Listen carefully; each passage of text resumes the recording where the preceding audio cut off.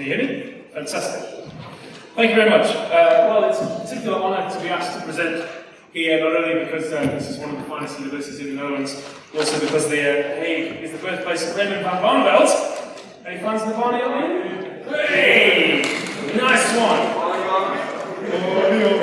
Right. So, let me introduce myself. Let me introduce myself. My name is Oliver Thorne. I'm English. I'm the second of your all-male panel today. And I'm a professional actor. But I also lead a double life, because when the British government decided they wanted to triple the cost of attending university, I decided that was slightly unfair. So I started filming myself in my bedroom, telling the internet what I'd learned in my lectures today. 5 years later, that is now Philosophy Tube, the YouTube channel. It's got just under 200,000 subscribers, and that pays all my bills, and that's my job when I act. And that's the capacity in which I've been asked to speak today. I have to say, when I was asked to speak at a conference on the future of AI in warfare, I was very sad, because that meant that somebody, me or you or the organisers, found it easier to imagine a future in which AI is involved in warfare than we did a future without warfare. And so over the course of this short talk, I'm hoping to challenge and dispel some of the popular assumptions about artificial intelligence and also about the ethics of warfare itself. First, I'm going to be explaining 2 myths about artificial intelligence and why they're wrong. Then I'm going to be talking about warfare and how we can forefront an ethical approach to it.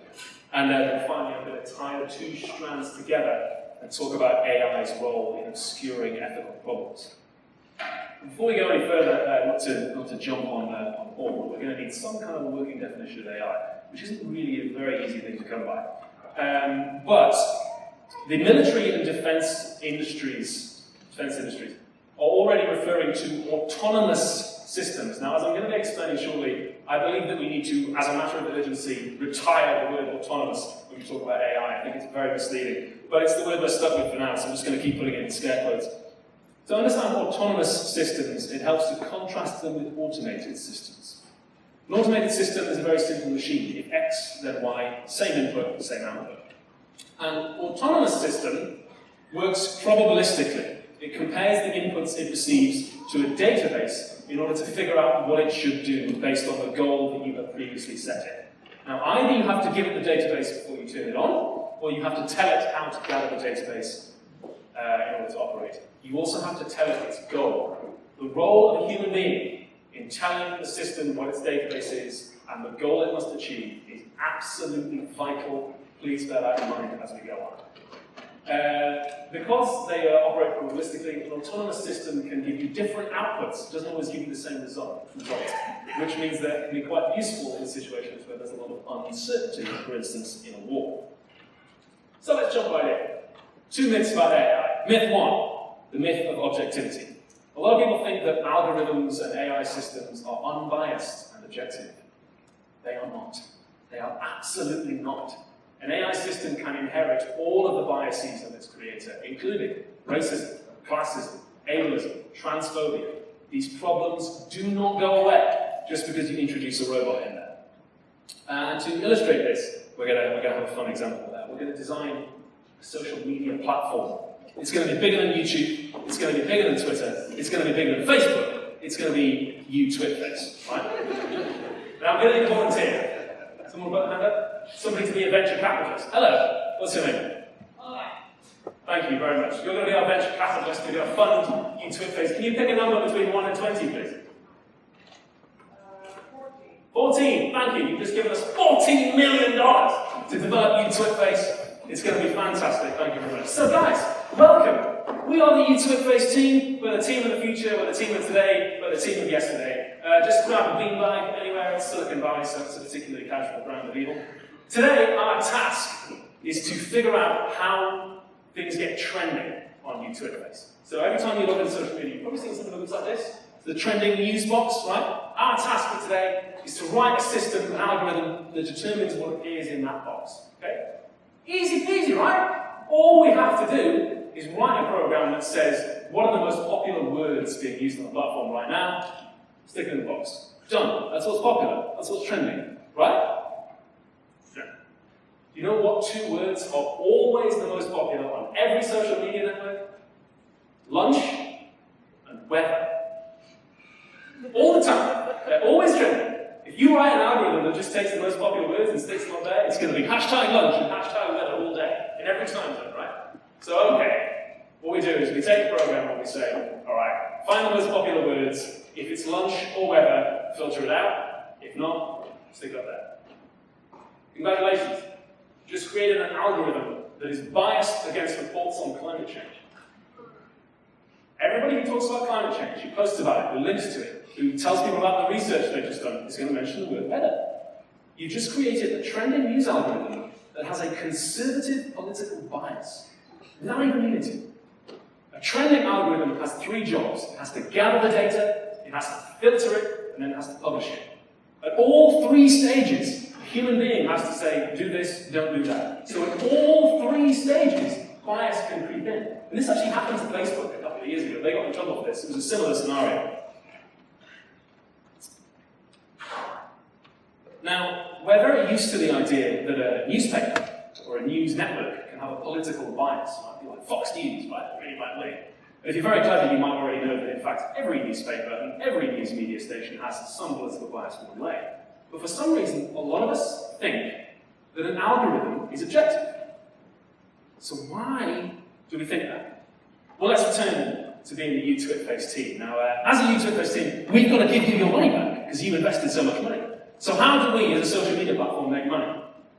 We need to make the platform friendly to advertisers, right?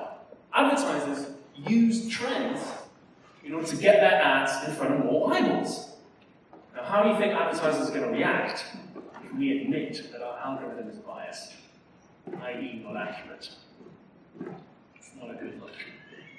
Now we could hire a whole diverse range of people to jump in at all three of those stages and help us kind of correct the bias, or at least have a bit of diversity. It's going to be really expensive, isn't it?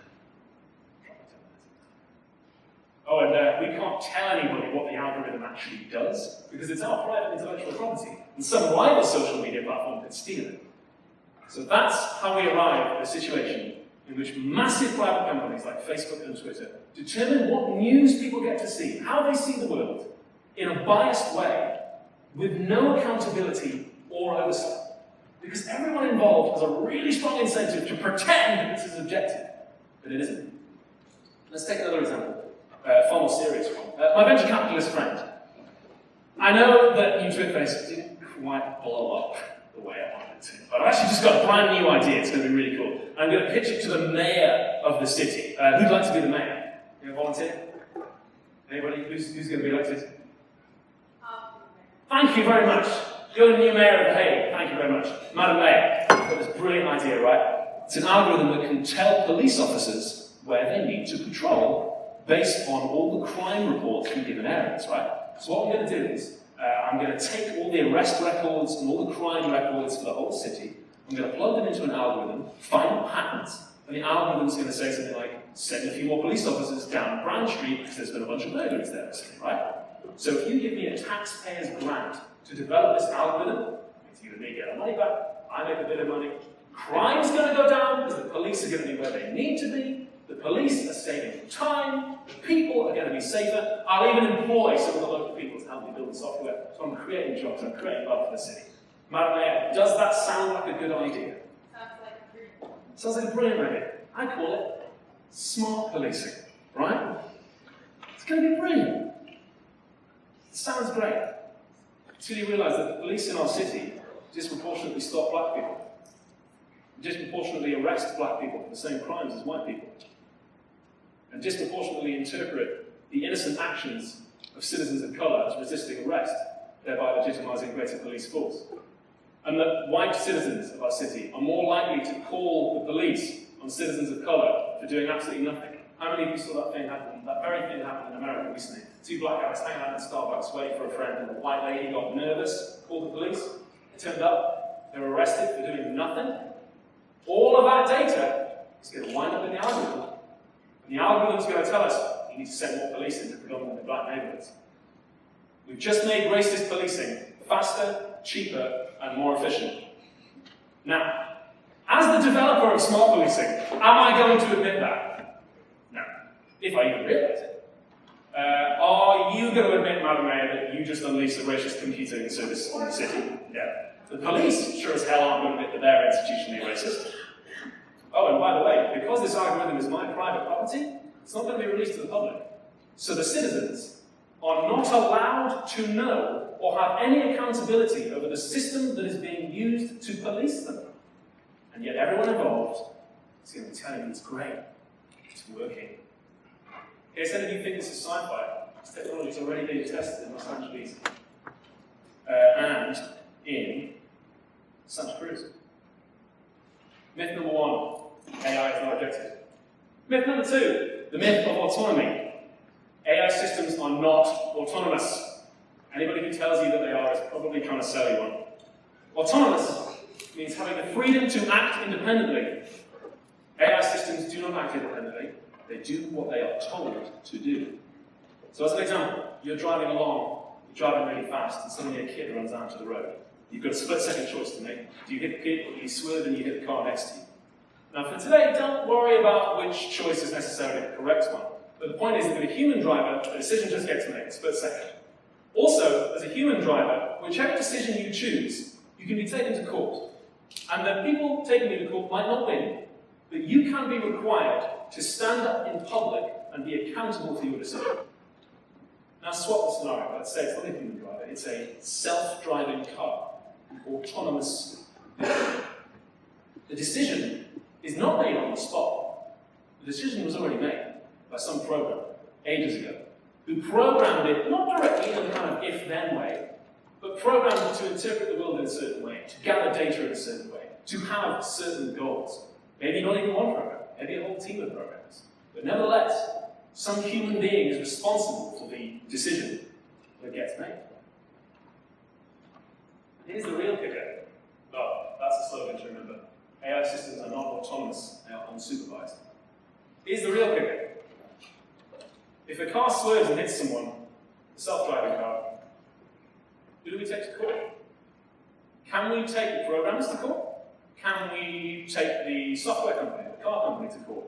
Because if not, then some software company has just been given the unaccountable power of life and death over everyone its product encounters. Elaine Hersberg was 49. She was hit and killed by one of Uber's autonomous vehicles in Arizona in March.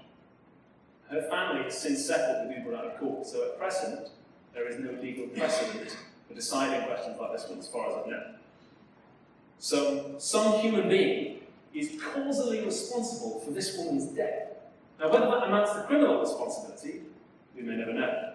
But of course, companies that make the AI systems have a very strong incentive to tell you that they're autonomous, because that means they're not responsible. And they're not autonomous. They're just unsupervised. So to recap, 2 myths about AI: they're not objective, they're not autonomous. With these things in mind, let's turn our attention to war. Like before, we're going to need a definition of warfare.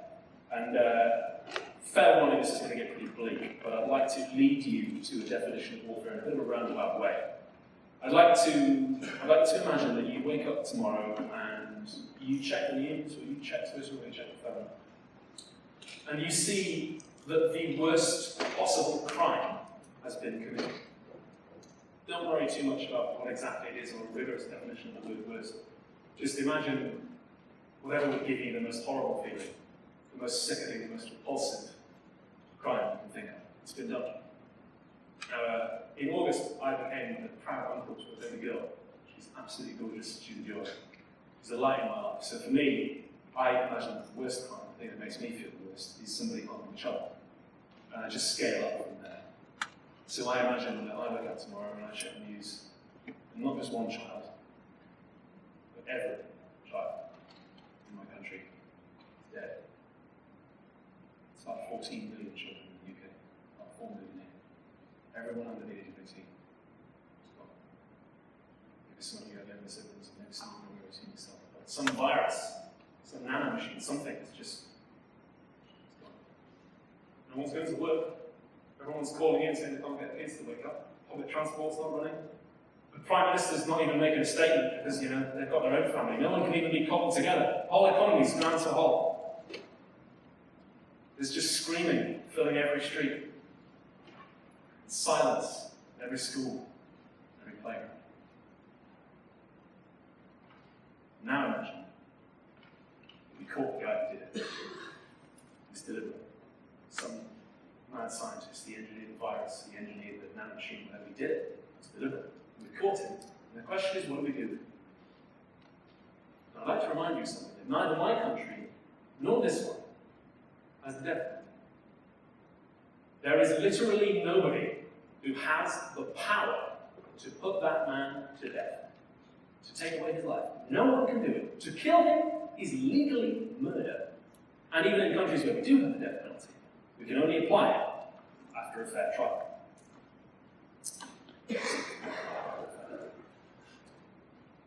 So here's the multi-million-dollar question. On whose authority do we kill foreigners? When we go to war, we kill people.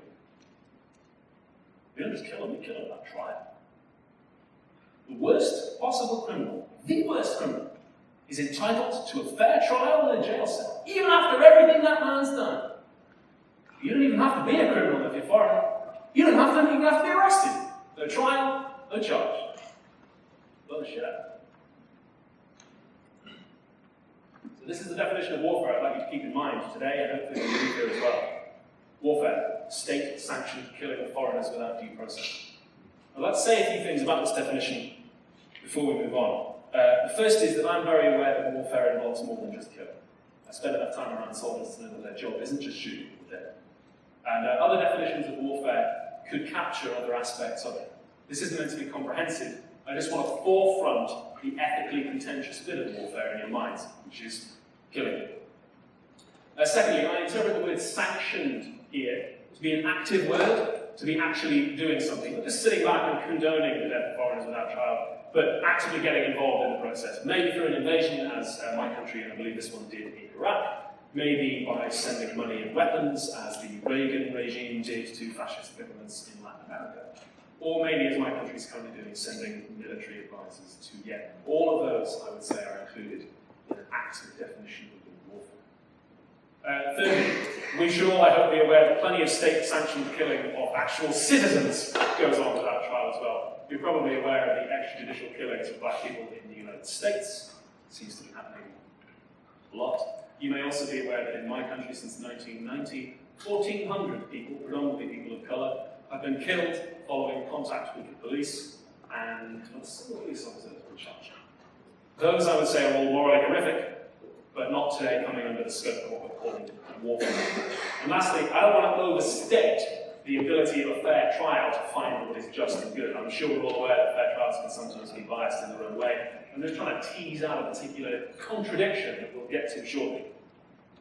So, the state-sanctioned killing of foreigners without trial. This definition and the thought experiment of the worst possible criminal makes it pretty clear that when it comes to killing people, it's one rule for citizens, and it's another rule for everyone else. And in this way, we can see that citizenship is the first weapon in a war. Citizenship determines who may live and who may be killed. There's just one example of one I'd like to tell you in brief, the story of Bilal al-Bajali. Bilal was British. He was born in 1984. He went to school in St John's Wood, North London. In 2010, he was stripped of his British citizenship by then Home Secretary Theresa May. He may not actually become status. I think I actually edited out my PowerPoint, but he was stripped of his British citizenship. Theresa May, you may know as our current Prime Minister. On the 21st of January 2012, Bilal was in Somalia, and he called his wife in London to congratulate her on the birth of their third child. A few hours later, he was killed by a drone strike by the Obama regime. Now, the United States government had been watching Bajali since 2006. They even gave him his own code name, Objective Peckham. And he was on one of their kill lists, so it wasn't an accidental killing. They were hunting for him and they found him. And here we see that citizenship is the first weapon. With his citizenship gone, he was no longer under the protection of the British government. And the Home Office of my country has declined to comment on whether they knew he was going to be killed when they stripped him of that citizenship. Now, I don't want to comment on Bajawi's character today, and I don't want to comment on his political beliefs. But what's relevant for us right now is that he was never convicted of a crime. He was detained several times, but released. Now, the files that the United States government have on him claimed that in 2006 he was sending money to Al-Qaeda, which is a criminal offence in the UK, funding terrorism. They had the evidence for it, they say, but he was never tried. He was never found guilty. And I remind you that even if he had been, the UK doesn't have a death penalty. The worst possible criminal gets a trial. And yet Bajawi was executed. But Bajawi's case, and the many others like it, shows that citizenship is the first technology in warfare. And they throw the issues of AI in warfare into a quite bleak context, actually. I don't want to spoil too much where I'm going with all this, but a lot of people think that using AI in warfare, so, oh no, we're going to be making decisions about who lives and dies just based on like a totally cold, emotionless process with no appeal and no oversight. People just don't have any rights anymore because it just blips on the computer screen. Well, actually we already do that. There's a pair of philosophical concepts I'd like to introduce you to called social death and civic death. Here I'm going to quote from Lisa Gunther in the fantastic book Solitary Confinement. Social death is the effect of a social practice on which a person or group of people is excluded, dominated, or humiliated to the point of becoming dead to the rest of society. Although such people are physically alive, their lives no longer bear a social meaning. They no longer count as lives that matter. Social dead may speak, act, compose symphonies, or find a cure for cancer, but their words and deeds remain of no account. During warfare, we treat foreigners, not just enemy citizens, but often civilians as well, as the social dead. Arguably, actually, I think we treat citizens and foreigners as socially dead all the time, but we're talking about warfare today. Social death is what enables us psychologically to move on to the next stage, civil death, which is what makes killing them legal. Civil death is a legal fiction. It refers to someone who has been legally positioned as dead in law. Their body may be alive and their mind shot, but they've been deprived of the legal status of a person with civil rights, such as the rights to own or bequeath property, to vote, to bring a legal case to court, and so on. Now, before Leonard absolutely leaps out of his chair, I'm not talking absolutely literally here. This is the legal position that people we kill in wars are thought to occupy, but not always literally. The casualties of war are not literally declared legally dead before we kill them. They're just not really thought of as legal entities, as rights holders, or at least not quite to the same extent as we are. And we can see that Bajawi was shunted through both of these categories before he was killed. He was socially dead already to almost everyone. The newspapers in my country practically celebrate extrajudicial killings like his. And other than his parents, and his widow, and his children, who are all still alive, and presumably at this stage not great fans of the British and American governments, who weeps for Bilal Bajawi? And he was civilly dead as well. We are sitting 4 miles away from the International Court of Justice, the International Criminal Court. Do any of us really think that Barack Obama and Theresa May will ever be tried for their role in the death of Bilal Bajawi? No. No one's even been tried. It's just not even going to occur. Here we see that social and civil death work to make killing without trial not just acceptable, but normal, even expected. Oh, note, by the way, that citizenship is not the only technology of social and civil death. I mentioned already the extrajudicial killings of people of colour in the United States. In that case, arguably race can become a technology of social and civil death. Being a prisoner can, and of course, slavery is the classic example. Killing foreigners without trial is very common, and I think it's very worrying. I worry that it paints a very flimsy picture of what human rights are. As an example, I just want you to focus your mind's eye on the right to life, the right to not be arbitrarily killed. The fact that foreigners can, in fact, be killed without trial paints a picture of this human right, according to which our right to life is not a morally necessary foundation for any human society, but rather a concession from governments to only certain people, a privilege that can be revoked at any time without accountability or oversight. The right to life is something that flows from governments to people, rather than something that people demand of their governments as a condition of governance. And what we've come down to is this: are justice and human rights moral ideas, or are they purely legal? And I guess it's fitting that we're sitting 4 miles away from the International Court of Justice. What is that building for, exactly? And this is where you can choose your own adventure a little bit, depending on whether you think justice and human rights are legal ideas or moral ones. If you believe that justice and human rights are purely legal figures, then the killing of foreigners without trial presumably holds no problem for you. Because citizenship is the legal tool that we use to determine who can be killed and who can't. The authorization for the use of military force statute, which was passed by the United States Congress on the 14th of September 2011, gives the United States government the legal right to kill anybody, anywhere, anytime, in any country, without trial, even in countries with which the United States is not formally at war, as long as they are the associated forces of Al-Qaeda, which apparently, though it has never been proved in a public court, included Bilal al-Jawi. And that's all there is to it. It's just a legal matter. Morality doesn't come into it. It's a great quote from the Joseph Hellman on Catch-22. They're allowed to do anything we can't stop them from doing. However, if you believe that justice and human rights are in fact moral ideas, that killing citizens without trial isn't just illegal, but actually morally wrong, and furthermore you believe that all humans have equal moral rights, then the killing of foreigners without trial presents a very serious problem. Because it's actually impermissible. Not just bad, not just, probably avoid doing that, but actually impermissible. To do it even once would be wrong. Now notice, by the way, that these two conclusions, war is lawful and war is impermissible, are consistent. You can believe both, but you can't live by both. You can't go to war and believe that justice and human rights are moral ideas. Now, whenever there's a terrorist attack in my country by somebody who isn't white, people like to ask the question, where was he radicalized? Where did he come to the conclusion this was an okay thing to do? I like to flip that on its head and ask, when were we radicalized? When did we decide this was okay? When did we all collectively just accept the idea of the right to life, the right to just not be killed? It just doesn't apply to foreign people. It's fine. When was Theresa May radicalized? When was Barack Obama radicalized? When were the US military staff who killed Bilal al-Jawi radicalized to believing that they had the moral right to kill a man thousands of miles away who hadn't been convicted of any crime?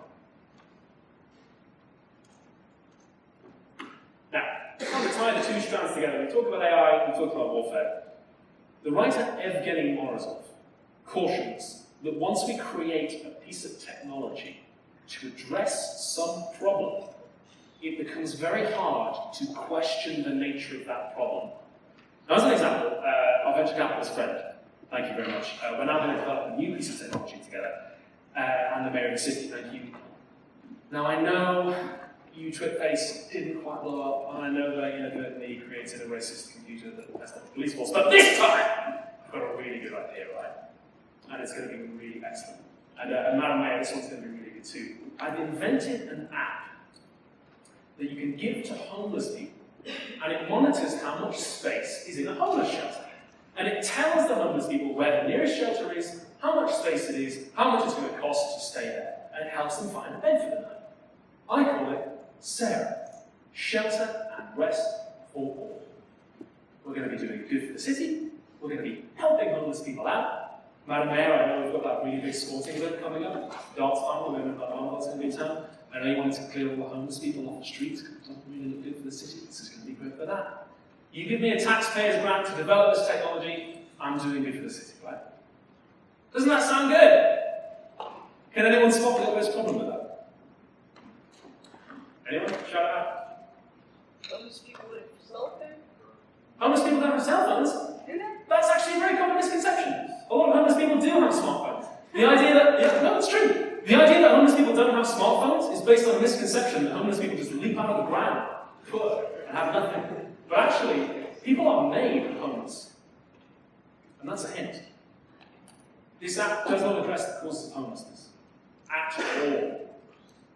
Systemic inequality, exploitative landlords, the institution of private property itself, The fact that you, Madam Mayor, have been selling off social housing to build luxury flats because one of your major campaign donators was a big property developer? None of that is addressed at all. This app sells you, literally sells you, a nice, slick, easy technological solution that stops you actually thinking about the nature of the problem. Do you remember that police app I talked about earlier on that tells the police where to go? Same story. It doesn't address the causes of crime at all. In fact, it stops you thinking about it. Oh, and remember, everyone involved, from the developer to the mayor, to the people funding it, have a very strong incentive to tell you that this app is great and it's working. Just look at how much homelessness has decreased. And this could be a big problem when it comes to warfare. If we create an AI system that can identify a target, not even kill anyone, just identify them, say, like the armadillo, look, there he is. Then we have created a system that hard codes the presumption of guilt. That says, this guy's on a kill list, what do you want to do? Even if the killing is done by a human being, that system doesn't stop to ask, why is this guy on the kill list? Why do we have kill lists? What are the factors that contribute to war and terrorism? How are we feeding into them? Is there something else we could be doing here? Why are we spending money on killing people instead of this? Doesn't ask any of that. Sells you, and again, I mean literally sells you. Private companies are spending a lot more on developing tech like this than state militaries are. Sells you a nice, easy solution that pushes you towards a legalistic interpretation of warfare, that pushes you towards thinking that this is not a moral issue, that it's just about whether it's lawful. In fact, you'll see that happen all the time. If you challenge the police, if you challenge border agencies, if you challenge anybody and say, this thing you've just done is really morally wrong, they'll respond to you by saying it's lawful. But that's not the issue, is it? It's not about whether it's lawful. It's about whether it's right. So in sum, artificial intelligence has the potential to make warfare faster, cheaper, and more efficient. We shouldn't be trying to make warfare faster, cheaper, and more efficient. We should be trying to eliminate it. Now, I don't want to end on a downer, so the last slide is what can you do? And again, you can choose your own adventure here, because this depends on whether you think that morality, that human rights and justice are moral or legal. The first thing you can do, if you believe it is a moral issue, is that you can call your representatives. You could tell them that if they want your vote, they need to commit to non-violent foreign policy. It doesn't kill anyone without a trial, and that you expect them to support peaceful foreign policy methods. You protest. It's a great way to meet people. Get involved. Learn about military involvement. Get out on the streets and protest if you think this is a moral thing. And this applies whether you think it's a legal matter or a moral matter.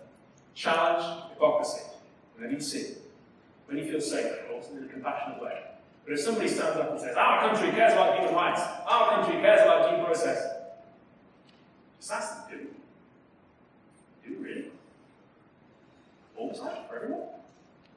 Somebody says, oh, this foreign country, earlier on we had a joke, casual joke about bombing Kim Jong-un. Somebody says, this foreign country, they don't respect human rights. Just ask, do we? On what grounds do we claim the right to police them for it? Resist the myths about AI. Resist the public relations attempts to sell you on it by telling you that it's objective and telling you that it's autonomous. Again, they're just trying to sell you on it. Elon Musk wants you to think that he's cool, because if you think that he's cool, you're not thinking about the fact that he closed down one of his factories, put thousands of people out of work because they voted to unionize. When you think it's a legal matter or a moral matter, just don't believe PR. And lastly, resist attempts to put people in social debt. If by listening to people and cultivating empathy that we can do that, listen to prisoners, listen to sex workers, listen to communities being aggressively policed, listen to citizens of countries that your country doesn't like and is bombing, listen to undocumented immigrants in detention centers. Resist always the attempts to dehumanize and to reduce people, because it isn't AI that's going to be doing that. People who make AI are relying on you to do that for them.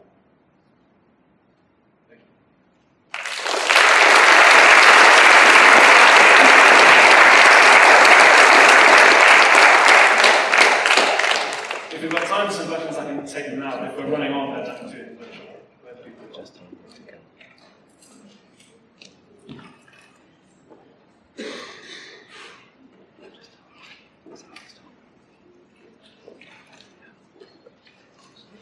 My venture capitalist friend. You're guilty about your investment. Hi, thank God I don't have that much money to spend and play golf with. I'm Anna, as you know. My question is, I've learned in one of my classes that the systems, the algorithms are designed by people. Is the concept of the moral good, is that subject for being implemented in algorithms? Let me see. Can you program morality into an algorithm? Yeah. Can you program morals? Perhaps is my question. You can give it a go, certainly. Isaac Asimov had his 3 laws of robotics, right? Saying like, don't harm a human is one of the first ones, right? That doesn't make any means of bias, though, unfortunately. But that doesn't make it totally bulletproof, because the kicker is going to be for instance, if you tell an algorithm, do not harm a human being, the person who gets to define what harm is has a very big control of the situation. Like some people would say that arresting people and putting them in prison and solitary confinement isn't harming them, but other people would say that solitary confinement is going to be torture. So it's how you decide what morals are. So certainly yes, you can give it a go, but you're still going to be vulnerable to bias. Remember, it's not objective.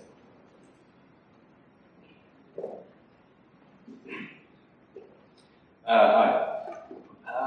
I have a question. You said challenge hypocrisy, right? Whether legalistic or moral. But do you think eliminating hypocrisy about moral issues will improve treatment of the ones affected by that hypocrisy? Will it not detach us from the issue itself? Will it not change into a situation where you start to fight fire with fire? If you're not trying anymore to give a moral explanation for your action. I'm not entirely sure I know what you mean, but in any case, I don't believe that eliminating hypocrisy is actually possible. I think we can challenge it, and that challenging it could, in some contexts, have very good results.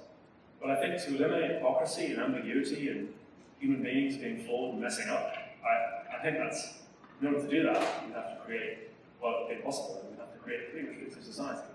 So I don't think that we can ever eliminate hypocrisy. But I do think that there can be fruitful results in challenging it, especially if somebody is being a hypocrite in order to sell you on something.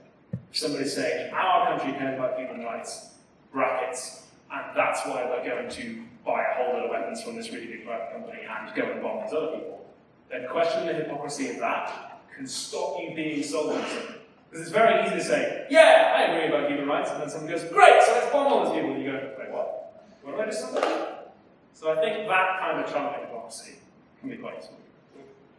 Well, you answered it, so thank you. Hi. Here. Hello. What, in your opinion, could you name one good thing about AI? Ooh. Well, yeah, it makes things faster, cheaper, and more efficient. But on its own, I don't think that those are always good things. I'm not sure that anything is necessarily like always good in all circumstances.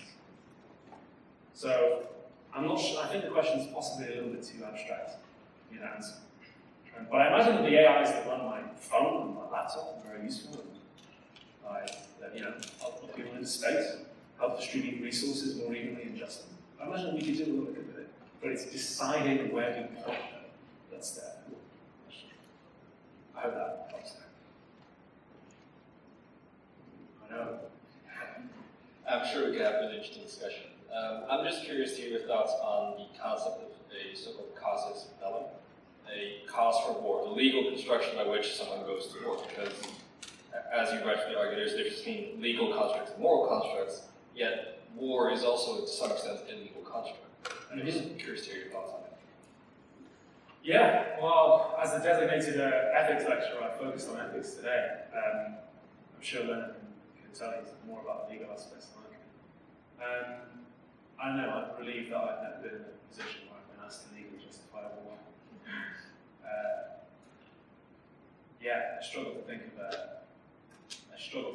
cause, a legal cause. Because then when you have a state passing laws and deciding who it's okay to kill, then it becomes about who has power within that state. So, yeah, that's a difficult issue, and I'll prompt and not really being able to say anything bad informative about it right now. Yeah, I have a few points to make once again. The first one worthwhile bringing up is your argument that algorithms aren't objective, or rather that it is a myth that they are objective. I've heard this argument many times. The most interesting situation I came across so far was an article by The Wired magazine titled, "Can AI be racist?" And I think that's a really stupid question to ask. Okay, the reason the article was written was there was this AI research center that was training its AI on image recognition, and they fed in all the information, right? And for some reason, it is not known why, right? Because of the black box problem that we have in AI. The AI, personally, I find this funny. It's good, it's unfortunate. The AI classified black people in the images as gorillas, okay? As well, sir? Gorillas, as in like the animal. Now, that's unfortunate. When asked why that was the case, the researchers didn't know what to say because they didn't actually know why the AI did that, right? So similar to the example from earlier with the husky, right? For some reason, it classified it as a wolf when really it isn't. Anyway, point aside, my point is to argue whether an algorithm can be objective or whether it can be biased is a semantically silly question to ask. It doesn't know what's going on. It's just following a procedure of physics. Does that make sense? Do you believe that racism is about intent? Well, Do you believe that bias only matters what people intend to do?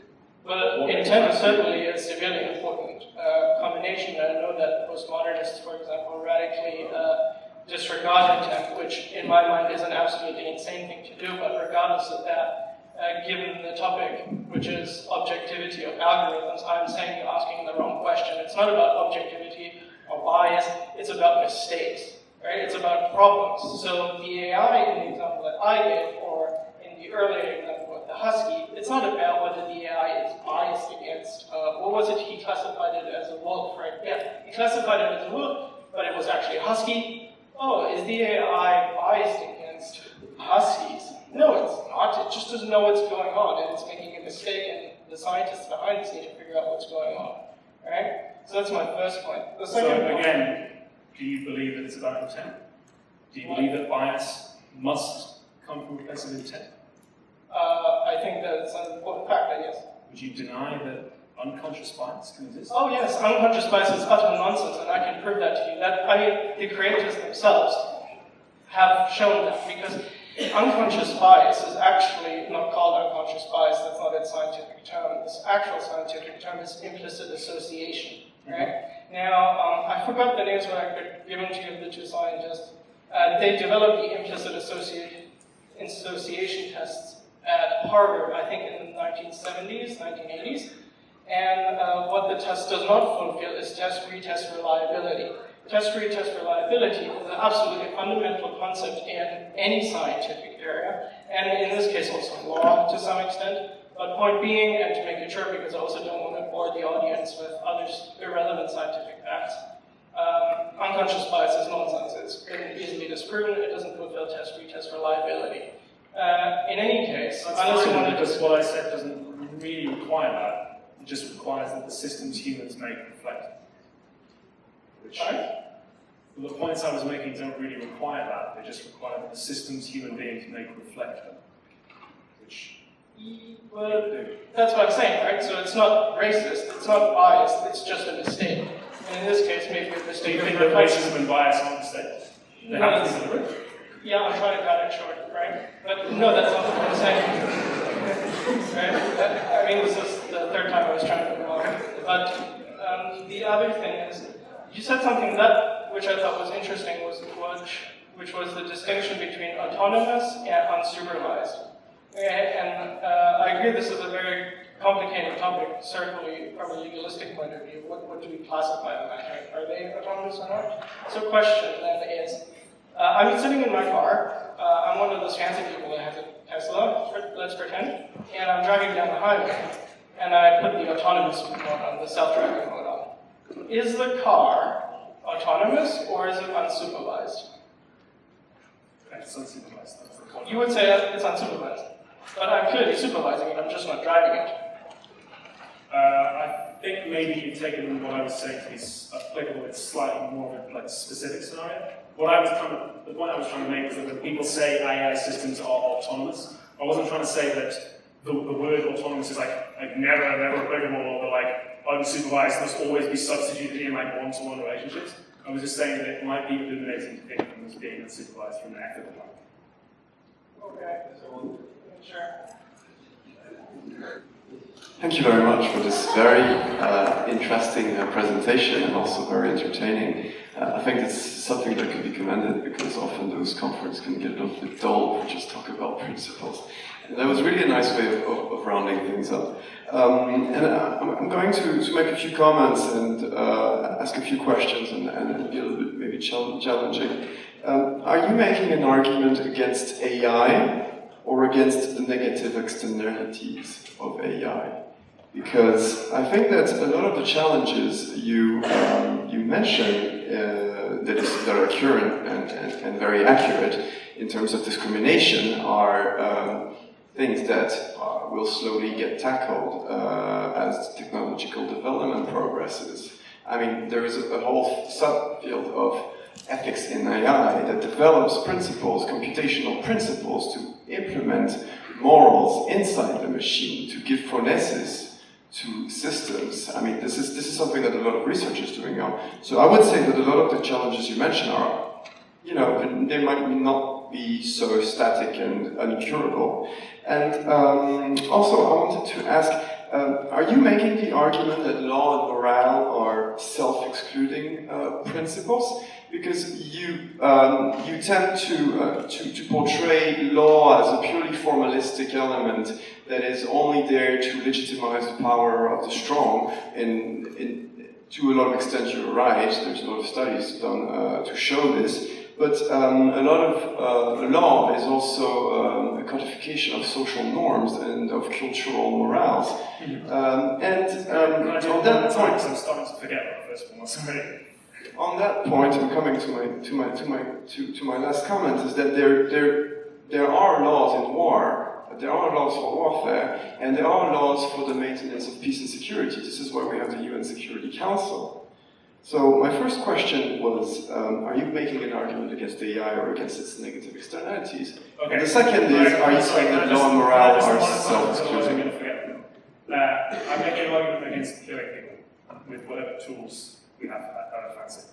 So if that involves AI, then yeah. What I'd like us all to remember is that warfare is killing people. Like earlier on, Paul said when you drop a bomb on a tank, you achieve a strategic objective. As far as I can say, when you drop a bomb on a tank, someone's got to send a letter to that guy's mum. That's what I'm making my argument. And the second one?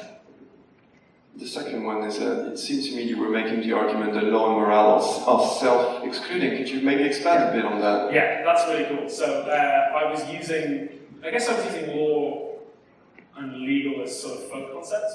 I definitely think that moral principles can impact how laws are made. But what I think is that AI, and to a certain extent a lot of other systems as well, can push us towards thinking of law as being without moral content. Can push us towards saying this is lawful and therefore acceptable, when actually we might want to say it is lawful, but we still shouldn't do it.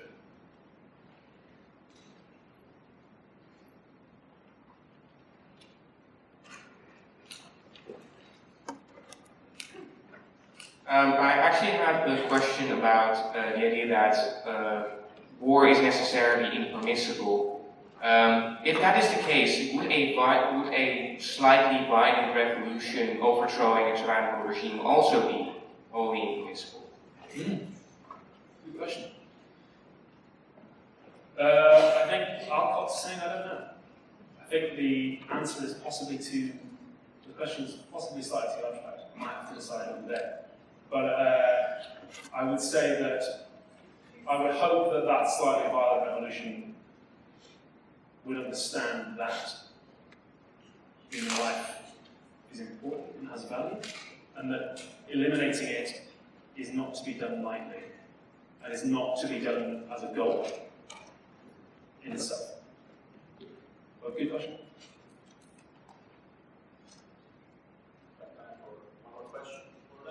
I've had a lot of dudes speaking, and there's a lot of dudes speaking on the panel as well, so are there any people who have the questions?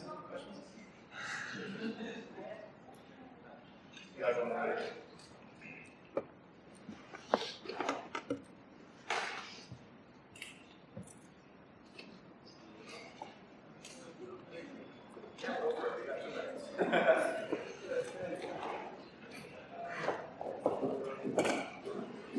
I hope I don't have to apologize that I'm a man for me asking questions, and I certainly hope nobody else ever has to apologize for their gender when asking questions.